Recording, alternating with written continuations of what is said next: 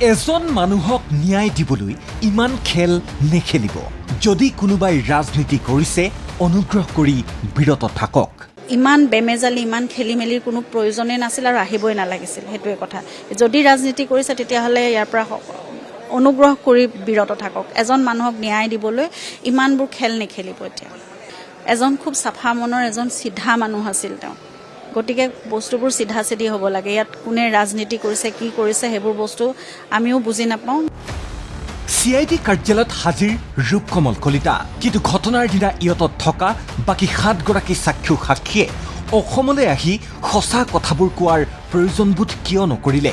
ইমান কোনো মানৱীয়তা নাই নেকি বুলি কৈ তন্ময় ফুকন, অভিমন্যু তালুকদাৰ, দেৱজ্যোতি হাজৰিকা, সিদ্ধাৰ্থ বৰা, পৰীক্ষিত শৰ্মা, ৱাজিদ আহমেদ আৰু সুদীপ্ত চেটাৰ্জীলৈ প্ৰশ্ন গৰিমা শইকীয়া গাৰ্গৰ। অহা নাই, মই সেইটোৱে আচৰিত হৈছোঁ। তেওঁলোকে জুবিন গাৰ্গক ভাল নাপাইছিল নেকি? জুবিন গাৰ্গক অকল তেওঁলোকৰ পাৰ্টিটোত মানে ভিডিঅ' বা হেৰিৰ কাৰণেহে প্ৰয়োজন আছিল নেকি?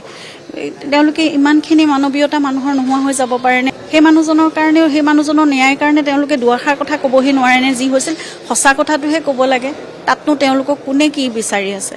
মুঠতে এতিয়াও মই অনুৰোধ কৰিম যে তেওঁলোকক দাবী জনাইছোঁ যে তেওঁলোক আহক, কথাখিনি কওক, আৰু আমি অন্তত সঁচা কথাটো আমি যাতে জানিব পাৰোঁ কি হৈছিল। উত্তৰ লাগে, কি হৈছিল, কেনেকৈ হৈছিল আৰু কিয় হৈছিল। সত্যৰ প্ৰকাশ পালেহে ন্যায় পাব জুবিন গাৰ্গে। সেইটোৱে মোৰ যে প্ৰশ্ন, আৰু মোক দিনে ৰাতিয়ে মোক বহুত কষ্ট দি আছে। মই মাত্ৰ জানিব বিচাৰোঁ মানুহজনৰ লগত কি হ'ল। ইমান মৰমেৰে আমি ৰখা মানুহজন, সকলোকে ইমান মৰম দিয়া মানুহজন কিয় ইমান নেগলেক্টেড হৈ সেই সময়খিনি কষ্ট পাব লগা হ'ল। সেই অভিশপ্ত দিনটোত কি হৈছিল সেই কথাটোকেই শুদ্ধকে লাগে। আমাক ইমান দি থৈ যোৱা মানুহজনক আমি সিমানকণো দিব নোৱাৰোনে? প্ৰশ্ন গৰিমা শইকীয়া গাৰ্গৰ। সেই মানুহজনৰ লগত কি হৈছিলে সেই কথাটোৱে শুদ্ধকে লাগে, আৰু সেইটোৱে ন্যায় হ'ব তেওঁৰ প্ৰতি। আৰু তাৰ বাহিৰে আমি এতিয়া কি দিব পাৰিম সেই মানুহজনক? আমাক ইমান দি থৈ গ'লে সেই মানুহজনক আমি সিমানকণো দিব নোৱাৰোনে? বহুত ডিষ্ট্ৰেকশ্যন আহিছে, বহুত কেছ, কিবা গোটেইখন খেলি মেলিয়ে হৈ গৈছে যেন ভাৱ হৈছে এতিয়া। কিন্তু তথাপিতো আমি ন্যায় ব্যৱস্থাৰ ওপৰত আমাৰ সম্পূৰ্ণ আস্থা আছে। তেওঁলোকে শুদ্ধ এটা ট্ৰেকতে গোটেইখিনি কৰি আছে বুলি এতিয়াও বিশ্বাস কৰিছোঁ। কিন্তু মানে যিমান সোনকালে পাৰি সিমান সোনকালে ভাল, কাৰণ আমাৰ ভিতৰত একুৰা জুই চবৰে ভিতৰত জ্বলি আছে। সঁচা কথাটো জানিব পাৰিলে শান্তি পাব। তদন্তৰ মাজতেই শেখৰজ্যোতি গোস্বামীয়ে SITৰ সন্মুখত জুবিন গাৰ্গক বিষপান কৰোৱা হৈছিল বুলি যি বিস্ফোৰক ভাষ্য দিছিল সেই সন্দৰ্ভতো ক'লে গৰিমা শইকীয়া গাৰ্গে। কিন্তু যদি এই কথাবোৰ পিছত কৈ আছে শেখৰে, যদি আগৰ পৰা জানিছিলে সেই কথাখিনি প্ৰথমেই আহি সেইখিনি পুলিচক জনাব লাগিছিল বা তাতেই জনাব লাগিছিল পুলিচক। এইবোৰ কথা কৈ আছে, যদি সেই কথাবোৰ সত্য ৰূপণ হয় তেতিয়াহ'লেতো দোষীয়ে একদম কঠোৰতকৈ কঠোৰতম শাস্তি পাব লাগিব। গতিকে সেইটোৱে কথা। সেইকাৰণে তদন্তটো হোৱা উচিত, আৰু যিসকল ব্যক্তি তাত সাক্ষ্য প্ৰমাণ আছিল তেওঁলোকে সহযোগিতা কৰক, সেয়াই মই বিচাৰিছোঁ। জুবিন গাৰ্গৰ গীতৰ ৰয়েলিটি আৰু কপিৰাইট সন্দৰ্ভতো বহুখিনি জানিব লগা আছে বুলি মন্তব্য গৰিমা শইকীয়া গাৰ্গৰ। নাই, কথা পাতি আছে, ময়ো সেইটোৰ বিষয়ত জ্ঞান ল'ব লগা আছে। কাম আৰম্ভ হৈছে, আমি নিজেই প্ৰচেছ হ'ব পৰা নাই এতিয়ালৈকে। কিনো হৈ গ'ল সেইটোৱে আমি বুজি পোৱা নাই। গতিকে চলি থাকিব এইবোৰ কাম, লাহে লাহে হ'ব।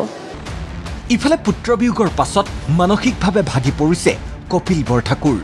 ইমান ডাঙৰ এটা শ্বক পোৱাৰ পিছত আৰু গতিকে মানসিকভাৱে তেওঁ ভাগি পৰিছে।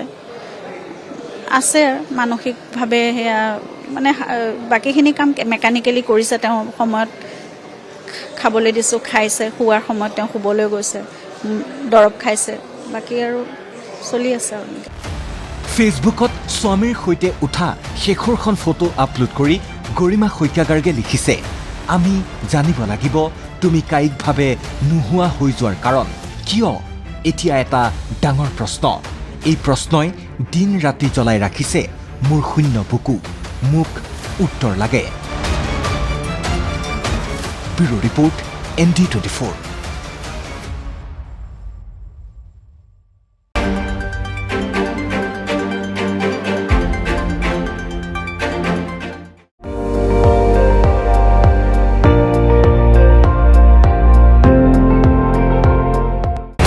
আপুনি চাই আছে ND24, সৰ্বশ্ৰেষ্ঠ নহয় সৰ্বোত্তমৰ দৌৰত।